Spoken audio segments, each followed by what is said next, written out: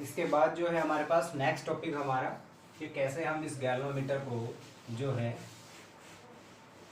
ये तो हमने किया था गैल्वेनोमीटर को एमीटर में चेंज करना, अब हम करेंगे गैल्वेनोमीटर को वोल्टमीटर में कैसे चेंज कर सकते हैं। ठीक है ना, as a voltmeter, moving coil galvanometer as a voltmeter. ठीक है, तो इसके लिए हमने क्या करना है, सेम वैसे सर्किट बनाएंगे इसका। इसके अंदर देखो क्या करना है हमें, इसमें हम यूज़ करते हैं हाई रेजिस्टेंस को, हाई रेजिस्टेंस का हम इसमें यूज़ करेंगे और उसको हम जोड़ेंगे यहाँ पे सीरीज के अंदर। ठीक है ना, जो गैल्वेनोमीटर है हमारा उसके साथ में सीरीज में जोड़ेंगे। ठीक है, सीरीज में क्यों जोड़ेंगे, यहाँ पे सीरीज के अंदर क्यों जोड़ते हैं, ताकि पोटेंशियल डिफरेंस ज़्यादा रहेगा। पोटेंशियल डिफरेंस ज़्यादा कब रहेगा हमारे पास, पोटेंशियल डिफरेंस ज़्यादा करने के लिए यहाँ पे रेजिस्टेंस की वैल्यू हम क्या करेंगे, ज़्यादा करेंगे। ठीक है ना, रेजिस्टेंस ज़्यादा होना चाहिए, कंबाइन करेगा तो दोनों रेजिस्टेंस ज़्यादा हो जाएंगे, वहाँ से करंट कम फ्लो करेगा, पोटेंशियल डिफरेंस ज़्यादा रहेगा हमारे पास। ठीक है, समझ में आ रही बात। ठीक है ना, रिलेशन हमारे पास बीच प्रोपोर्शनल टू आई होता है ना। ठीक है, तो उसी का यहाँ पे यूज़ करते हैं ओम्स लॉ के अंदर। तो यहाँ पे देखो मूविंग कॉइल गैल्वेनोमीटर में वोल्टमीटर की तरह कैसे काम करेगा, तो इसके लिए हमने क्या किया, लेट अस सपोज कि हमारे पास ये क्या है, गैल्वेनोमीटर है। ठीक है, और इसके साथ में हमने जो है एक रेजिस्टेंस जोड़ दिया है यहाँ पे, इसी के साथ मैं जोड़ देता हूँ, this is a resistance R, और ये क्या है, हाई रेजिस्टेंस। इसकी वैल्यू हमें फिर वही कैलकुलेट करना है जैसे हमने शंट के अंदर कैलकुलेट की है, उसके लिए भी फिर फॉर्मूला निकालना पड़ेगा।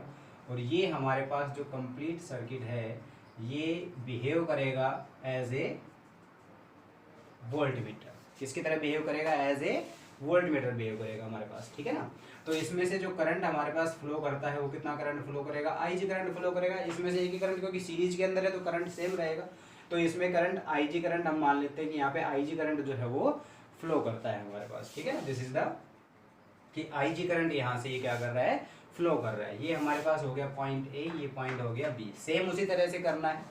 मूविंग कॉइल गैल्वेनोमीटर को वोल्टमीटर में कैसे चेंज करेंगे, when A high resistance,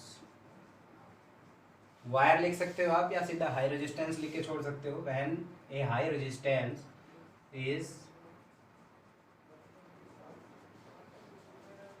connected in series, connected in series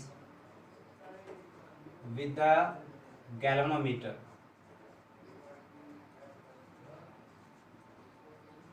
ठीक है, when a high resistance is connected in series with the galvanometer, then the galvanometer, या सीधा it is करके लिख सकते हो, then the galvanometer behave as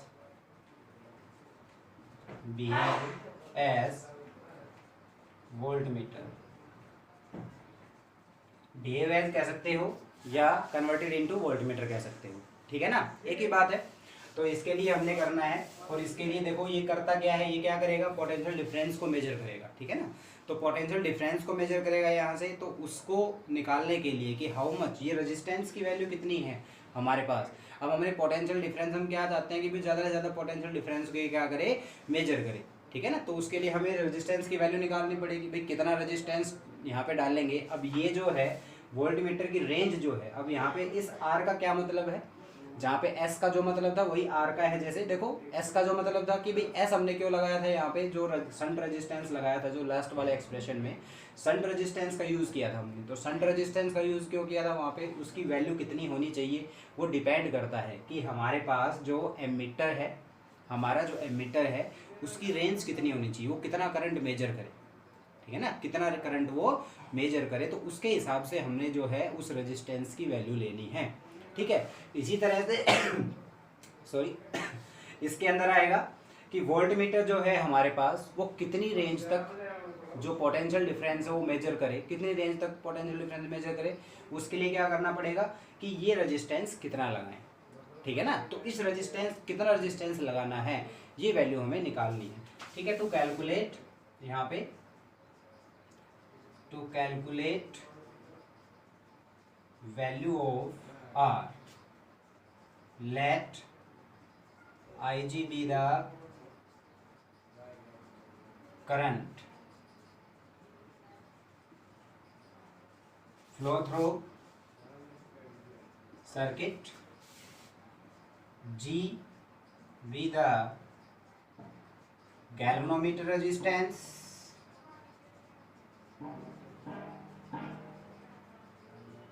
ठीक है, एंड R be the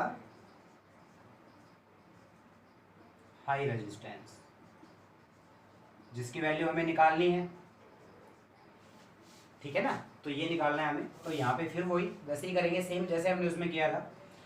टोटल यहाँ पे पहले रेजिस्टेंस निकाल लेते हैं इसका ठीक है ना। टोटल क्या निकाल लेते हैं, पहले रेजिस्टेंस निकाल लेते हैं। दोनों को हमने सीरीज में जोड़ दिया, तो सीरीज में जोड़ेंगे तो रेजिस्टेंस की वैल्यू क्या करेगी, इंक्रीज करेगी, बढ़ेगी वो। तो टोटल रेजिस्टेंस कितना हो गया इसका वो देख लेंगे पहले। टोटल रेजिस्टेंस ऑफ सर्किट कितना हो गया हमारे पास, इज इक्वल टू कितना है, जी तो इसका था प्लस आर ये हो गया, this is G plus R, ठीक है ना।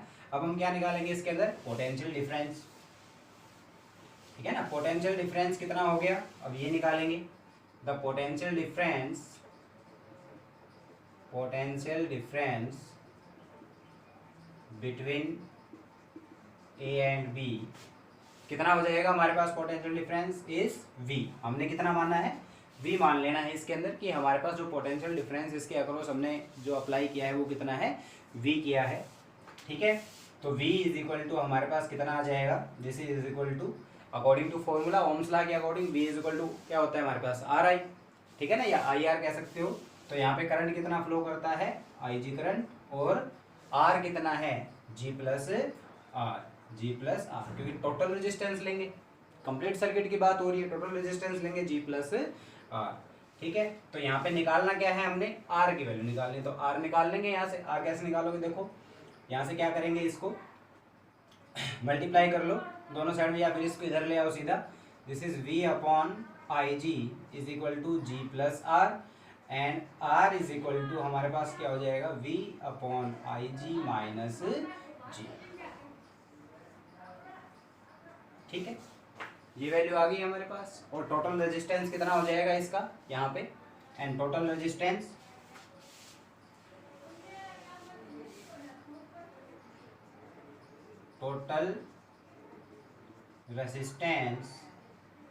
Of circuit, total resistance of circuit हमारे पास इज इक्वल टू, ये हो जाएगा R in series is equal to this is G plus R, ठीक है। तो इसको याद रखें और इसको याद रखें। देखो यहाँ से हमारे पास एक चीज़ निकल के आती है जो उसके अंदर आई थी, सेम इसी तरह से इस एक्सप्रेशन के अंदर भी आएगा, जैसे संट वाले में हमने किया था कि उसमें जो वैल्यू ऑफ करंट है वो इंक्रीज हो जाती है, तो इसमें वैल्यू ऑफ पोटेंशियल डिफरेंस क्या हो जाता है, इंक्रीज हो जाती है, ठीक है ना। तो जितना ज़्यादा रेजिस्टेंस रहेगा हमारे पास, वैल्यू ऑफ पोटेंशियल डिफरेंस बढ़ती चली जाएगी। समझ में आ रही बात, क्योंकि करंट कम रहेगा, करंट कम रहेगा तो हमारे पास R की वैल्यू बढ़ाएंगे तो करंट कम रहेगा, क्योंकि रिलेशन के अकॉर्डिंग हमारे पास V is equal to I R होता है। तो R जितना ज़्यादा बढ़ाएंगे तो I उतना ही कम रहेगा, तो R जितना ज़्यादा रहेगा इसमें से करंट उतना ही कम फ्लो करेगा, पोटेंशियल डिफरेंस उतना ही ज़्यादा रहेगा, क्योंकि प्रोपोर्शनल रेशियो, सीधी सी बात है, V is equal to I R होता है, तो दोनों को इक्वल करना होता है, या तो I ज़्यादा या फिर R ज़्यादा, ठीक है ना। तो रेशियो तभी तो बराबर होगा उनका, ठीक है। तो यहाँ पे हमने क्या किया है, R की वैल्यू बढ़ाएंगे, I कम करेंगे, जिससे पोटेंशियल डिफरेंस क्या करेगा हमारा, इंक्रीज करेगा, ठीक है।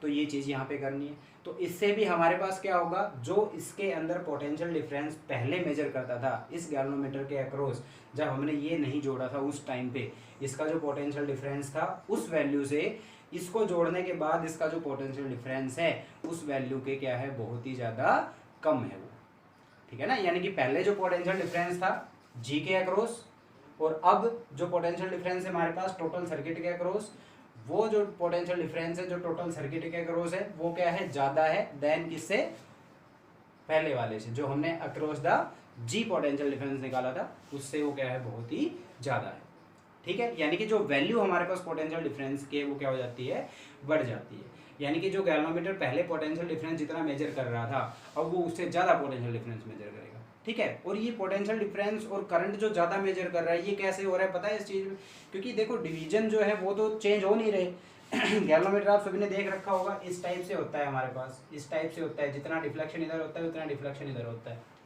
इस टाइप से होता है। उसका मीटर ऐसे होता है, इस टाइप से मीटर होता है हमारे पास। डिवीजन तो चेंज नहीं हो रहे, डिवीजन तो उतना ही है, डिवीजन में तो कोई चेंज नहीं हो रहा, बस यहाँ पे हो क्या रहा है कि जो डिवीजन्स की वैल्यू है वो चेंज हो रही है, ठीक है ना।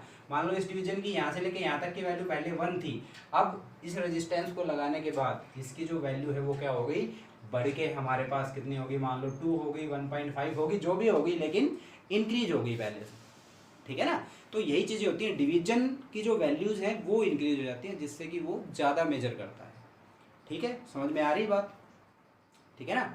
तो ये हमारे दोनों टॉपिक थे, इनको अच्छे से आप करें, समझें, और कोई समस्या हो रही है तो आप मेरे से पूछ लें, ठीक है। कमेंट करके, कमेंट बॉक्स में जो है, जो भी प्रॉब्लम है वो आप पूछें मेरे से, ठीक है।